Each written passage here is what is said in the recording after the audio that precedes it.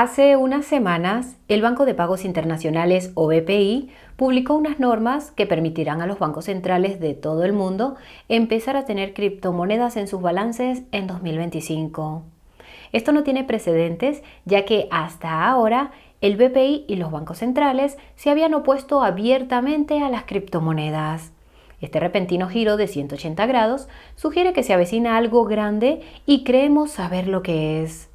Hoy vamos a resumir la norma de custodia de criptomonedas del BPI para los bancos centrales, explicar lo que ésta establece en términos sencillos y contar por qué sentará las bases para que el precio de las criptomonedas tenga un comportamiento exponencial.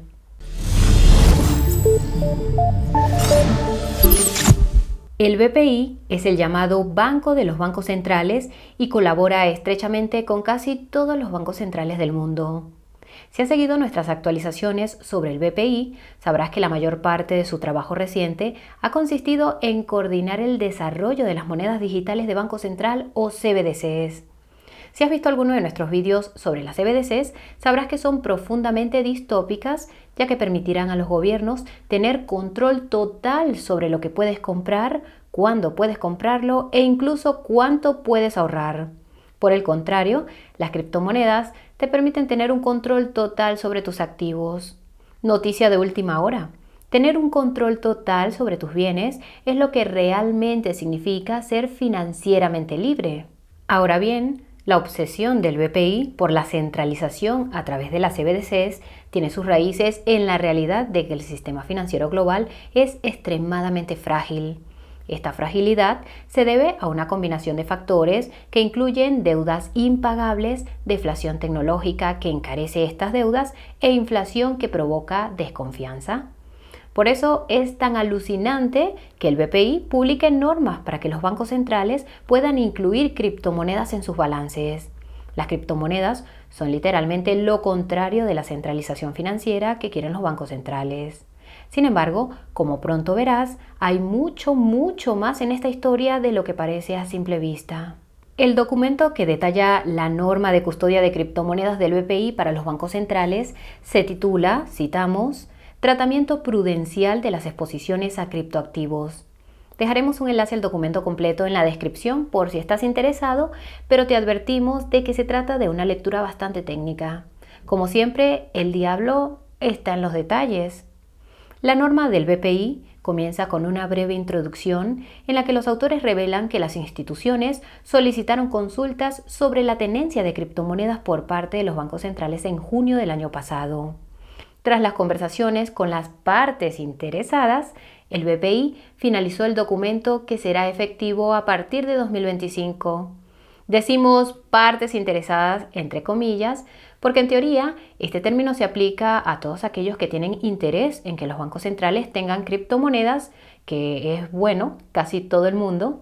Sin embargo, en la práctica, partes interesadas es casi siempre una referencia a personas e instituciones poderosas.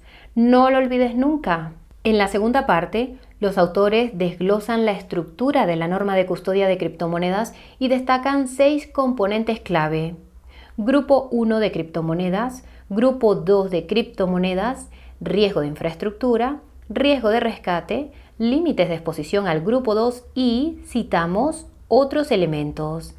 El Grupo 1 está formado por cualquier criptomoneda que sea análoga a los activos existentes. El Grupo 1A incluye a cualquier criptomoneda que refleje activos del mundo real, como acciones, mientras que el Grupo 1B son en esencia las monedas estables centralizadas. Una nota a pie de página especifica que las monedas estables algorítmicas no cuentan. El Grupo 2 está formado por todas las criptomonedas que no tienen análogos en los activos existentes.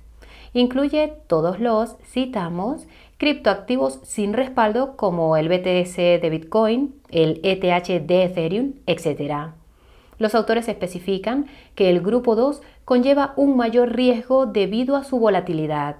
Como habrás adivinado, el riesgo de infraestructura se refiere a los riesgos adicionales que corren los activos tokenizados o las monedas estables debido a las redes en las que existen. Por ejemplo, USDC en Solana tiene un mayor riesgo de infraestructura que USDC en Ethereum porque Ethereum es más seguro que Solana. Esto se debe a que Ethereum no ha experimentado cortes, pero mejor no vayamos por ahí. Si estás interesado en este asunto, puedes encontrar más información sobre Solana en la descripción. Volvamos al tema que nos ocupa. En cuanto al riesgo de rescate, los autores especifican que solo se aplica a las monedas estables centralizadas que se mantienen en los balances de los bancos centrales.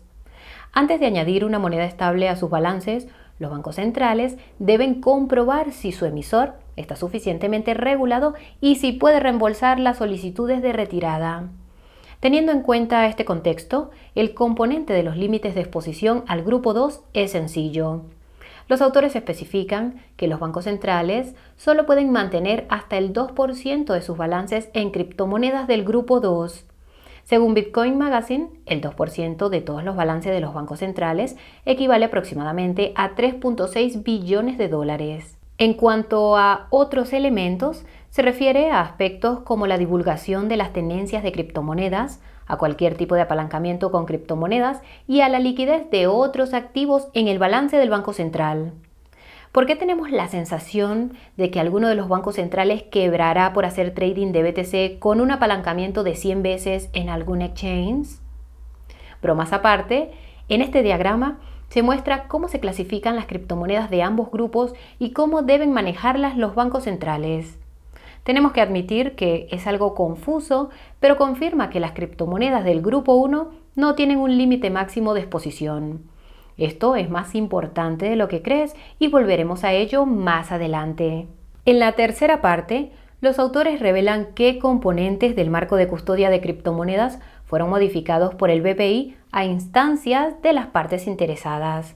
El primero de ellos es el complemento de riesgo de infraestructura, que se fijó en el 2.5% del valor de los activos tokenizados o monedas estables.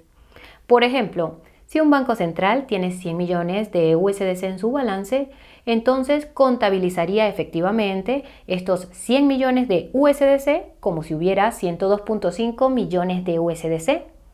Esto puede parecer poco importante, pero se supone que garantiza que los bancos centrales están cubriendo los riesgos asociados a las redes en las que existe USDC.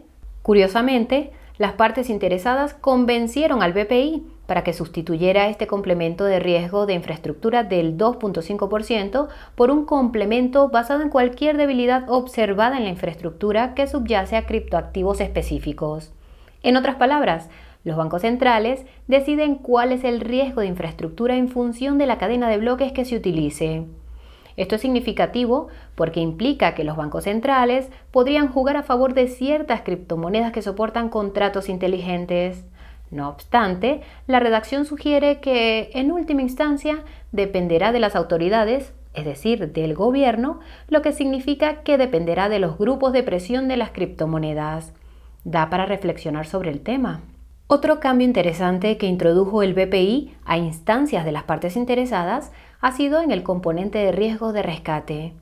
Originalmente, este componente iba a incluir una prueba de riesgo básico junto con la prueba de riesgo de rescate.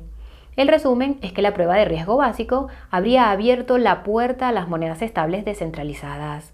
Así pues, las partes interesadas convencieron al BPI para que sustituyera la prueba básica por requisitos reglamentarios adicionales.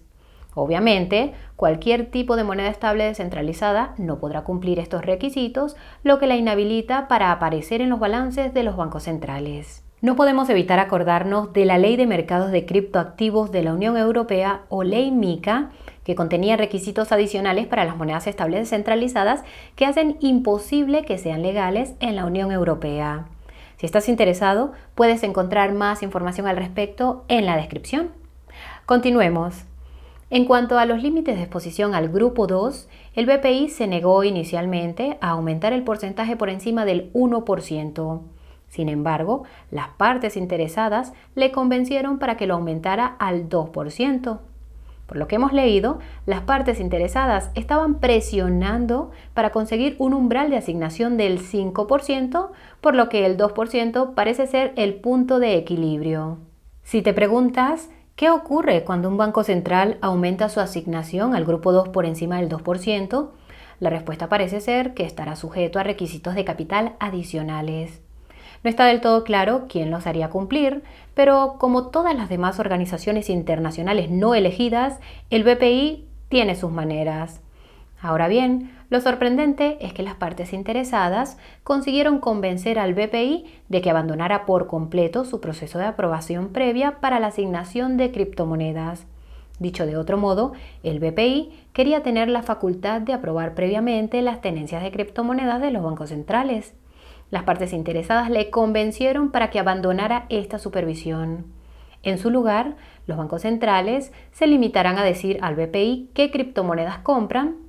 Si lo hemos entendido bien, el BPI tendrá poder para anular estas decisiones de compra, pero sospechamos de nuevo que esto es algo que impondrán los reguladores o más bien los que presionan a los reguladores. Esto enlaza con la cuarta parte de la norma que trata sobre los elementos de la custodia de criptomonedas y la asignación que estarán sujetos a supervisión. Los autores empiezan diciendo que el BPI vigilará, citamos, la aplicación y los efectos de la norma de custodia de criptomonedas una vez se ponga en marcha en 2025. Añaden que es probable que el BPI introduzca cambios en esta norma a medida que evolucione el sector, lo cual tiene sentido.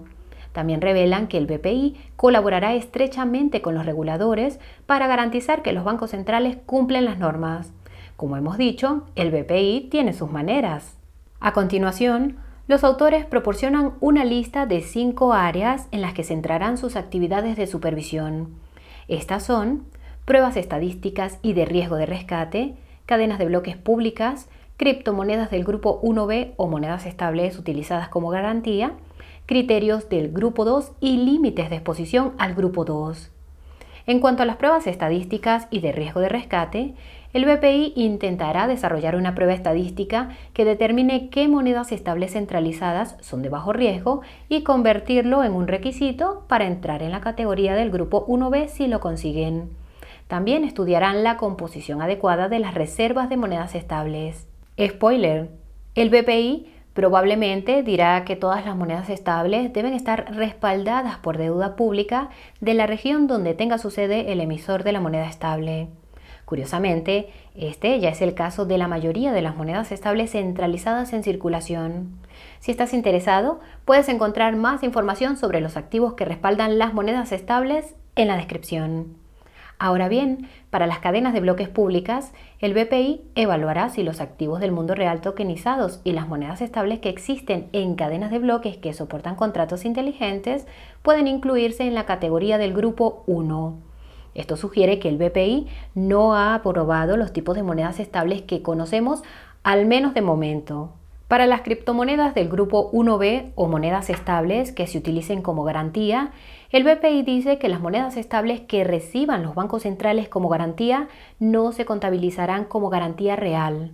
No obstante, señala que supervisará esta cuestión y que con el tiempo podría permitir que los bancos centrales utilizaran monedas estables como garantía. Para los criterios del grupo 2, el BPI evaluará qué criterios harán que una criptomoneda entre en la categoría del grupo 2A. Para contextualizar, las criptomonedas del grupo 2A son básicamente criptomonedas de gran capitalización, mientras que las del grupo 2B son básicamente criptomonedas de pequeña capitalización. Naturalmente, los bancos centrales tendrán mayores requisitos de capital cuando posean criptomonedas del grupo 2B. El BPI incentivará a los bancos centrales para que no asignen más del 1% de sus carteras a criptomonedas, haciendo que todas ellas sean tratadas como criptomonedas del grupo 2B cuando crucen esta línea del 1%. Esto está relacionado con los límites de exposición al grupo 2, donde los autores revelan que el BPI estará abierto a aumentar el límite blando del 1% y el límite duro del 2% de las tenencias de criptomonedas de los bancos centrales a medida que madure su mercado. No es por presumir, pero ya anticipamos que los bancos centrales pronto tendrían BTC en sus balances a principios de este año. Si estás interesado en este tema, puedes encontrar más información al respecto en la descripción.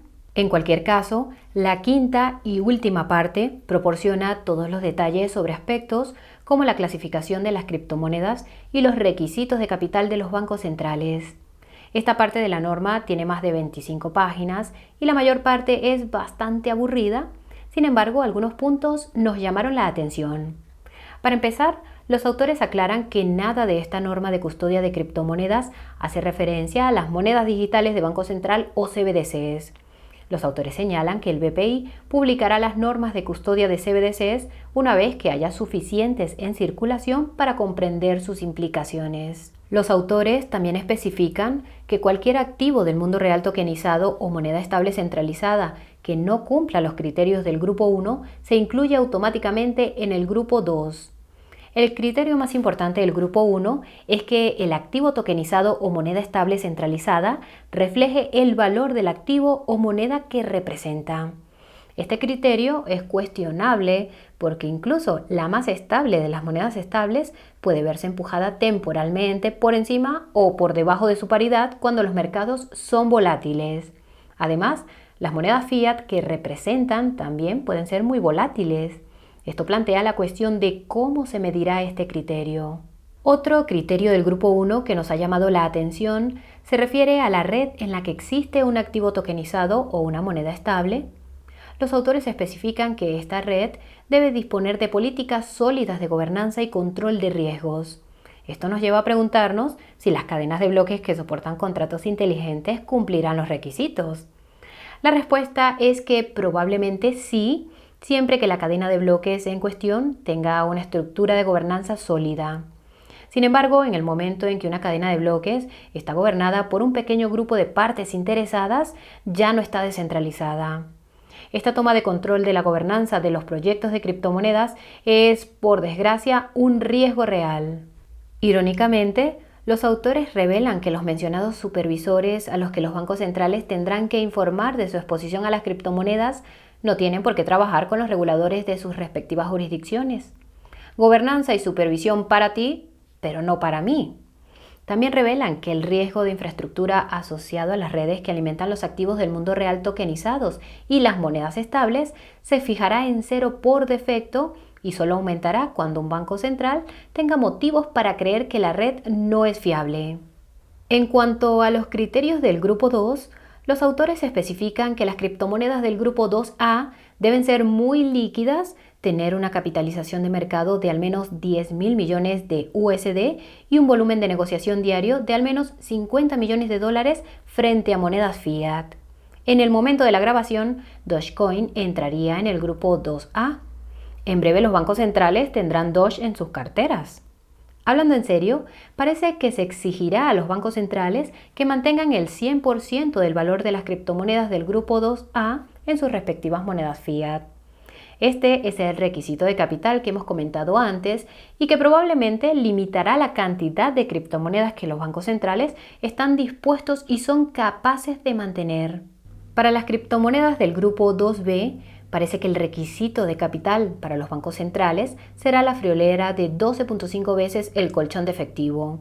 Por un lado, esto tiene sentido, dado que el grupo 2B incluye todas las altcoins de pequeña capitalización, pero por otro, desincentiva claramente la asignación a cualquier criptomoneda que no esté entre las 10 primeras por capitalización de mercado.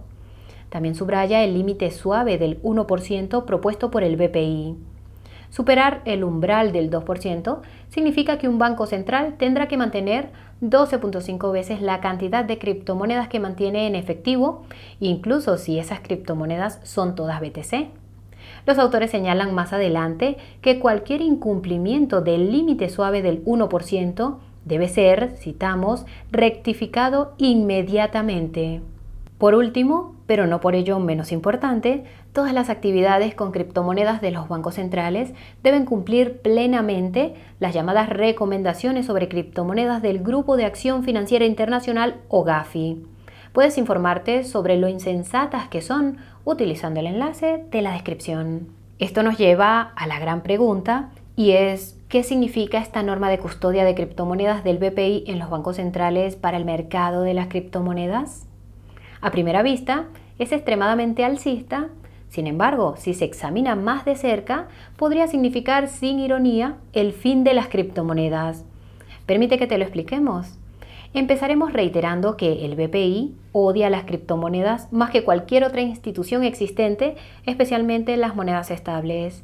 Esto se debe a que estas son competidoras directas de las CBDCs En algunos países, las monedas estables en dólares se consideran, con razón, una amenaza para las monedas nacionales. El BPI y otras instituciones similares también han afirmado que las criptomonedas crean riesgos para la estabilidad financiera. Esto es cierto en el caso de las monedas estables centralizadas, porque si todo el mundo se apresura a canjear sus monedas estables por efectivo, entonces sus emisores deberían vender toda su deuda pública para hacer frente a estas retiradas de efectivo. Si has visto alguno de nuestros vídeos sobre la Reserva Federal, sabrás que la venta de grandes cantidades de deuda pública hace que baje su precio y suban los tipos de interés en la economía. En algunos casos, puede dar lugar a la situación que vimos en el Reino Unido, donde los fondos de pensiones se vieron presionados por la caída de los precios de los gilts. Así que trata de responder a esta pregunta. ¿Por qué demonios el BPI, literalmente el Banco de los Bancos Centrales, cambiaría su opinión tan drásticamente con respecto a las criptomonedas?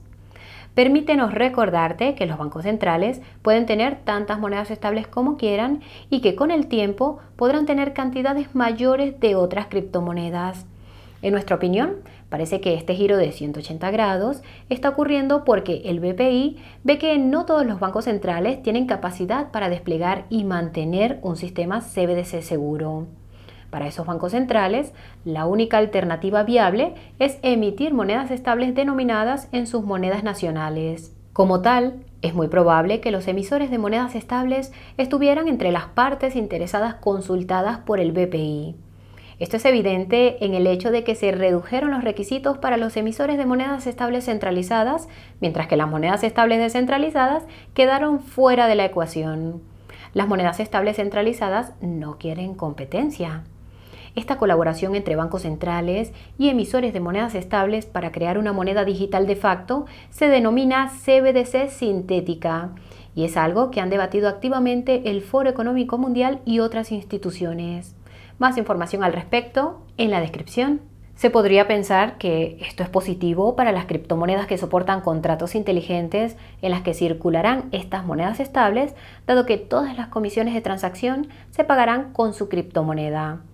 Además de que el BPI no está interesado en estas criptomonedas, este acuerdo podría suponer el fin del sector.